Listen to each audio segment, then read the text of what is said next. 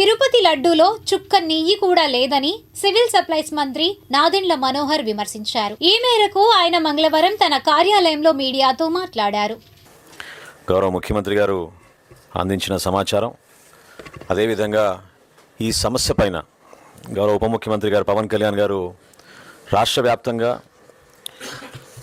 భక్తులకు తెలిపే విధంగా మనం అందరం కూడా కలిసికట్టుగా ప్రజలకు తీసుకెళ్ళాలి. ఈ అంశం పైన ధర్మాన్ని కాపాడాలి, దేవాలయాల పవిత్రత కాపాడాలి. అంతిమంగా ఇది రాజకీయ కోణం నుంచి కావాలని కొంతమంది దుర్మార్గంగా వివరిస్తున్నా కూడా ప్రతిఘటించే బాధ్యత కూడా మనపైనే ఉందనే విషయం ఆయన పదే పదే ప్రస్తావించారు. ఇక్కడ వెంకటేశ్వర స్వామి భక్తుల సెంటిమెంట్స్తో ముడిపడిన అంశం.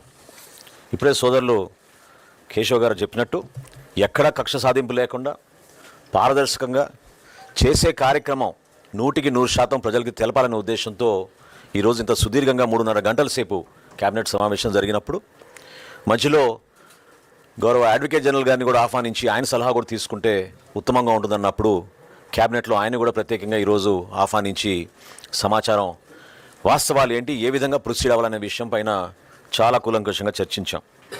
ఎప్పుడైతే ఎన్డీడీబీ రిపోర్ట్ ఆధారం చేసుకుని జరిగిన వాస్తవాలు మనం కప్పిపుచ్చకుండా నిజాయితీగా ప్రజల్లోకి వెళ్ళాలని ముఖ్యమంత్రి గారు భావించారో, ప్రభుత్వం తరఫున మీ అందరం కూడా కూటమిలో భాగంగా 100% ఏకీభవించి శ్రీవారి భక్తుల మనోభావాలు ఏనాడు కూడా దెబ్బతినకూడదు, వీళ్ళు భక్తుల మనోభావాలతో ఆడుకున్నారనే విషయం తీసుకెళ్ళాం. ఈరోజు క్యాబినెట్లో చర్చకు వచ్చిన అనేక అంశాలు నిజంగా చాలామందిని ఆశ్చర్యపరిచినాయి.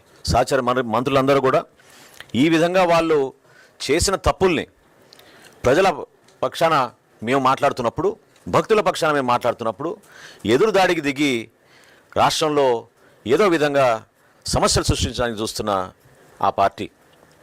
కాబట్టి ప్రభుత్వం నుంచి గౌరవ ముఖ్యమంత్రి గారు, అదేవిధంగా గౌరవ ఉప ముఖ్యమంత్రి గారు చాలా స్పష్టంగా ఈ అంశం పైన కూలంకుషంగా చర్చించి ఫేజ్ బై ఫేజ్ మనం ప్రజల్లోకి ఎట్టి పరిస్థితుల్లో కూడా వీళ్ళు చేసిన ఈ దుర్మార్గాల్ని ఎక్స్పోజ్ చేయాల్సిన బాధ్యత మన పైన ఉంది.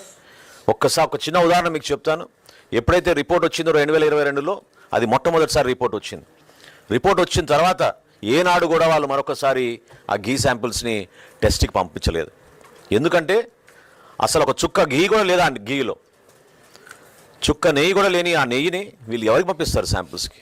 ఏనాడు కూడా పంపించలేదు.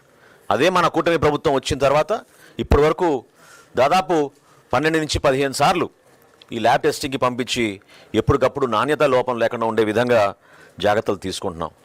దయచేసి ఈ ప్రయత్నం భక్తులందరికీ కూడా ఏ విధంగా వీళ్ళు మన సెంటిమెంట్స్తో ఆడుకుని ఆ పవిత్రతని కాపాడే విషయంలో ఎంత కాంప్రమైజ్ అయిపోయారో తెలిసే విధంగా మీ అందరం చేస్తున్న ప్రయత్నం, దానికి ప్రతి ఒక్కరూ అర్థం చేసుకుంటారని, అదేవిధంగా రాబోయే రోజుల్లో ఈ పారదర్శకంగా చేసే ఈ ప్రక్రియలో ఎవరు ఎటువంటి తప్పులు చేసినా కూడా కఠినంగా వాళ్ళపైన చర్యలు తీసుకోవాల్సిన అవసరం, బాధ్యత కూడా ఉంది. కాబట్టి రాష్ట్ర కేబినెట్ ఈ రోజున ఆ విధంగా గౌరవ ముఖ్యమంత్రి గారి నేతృత్వంలో ఆ నిర్ణయాలు తీసుకుని ముందుకెళ్ళాం.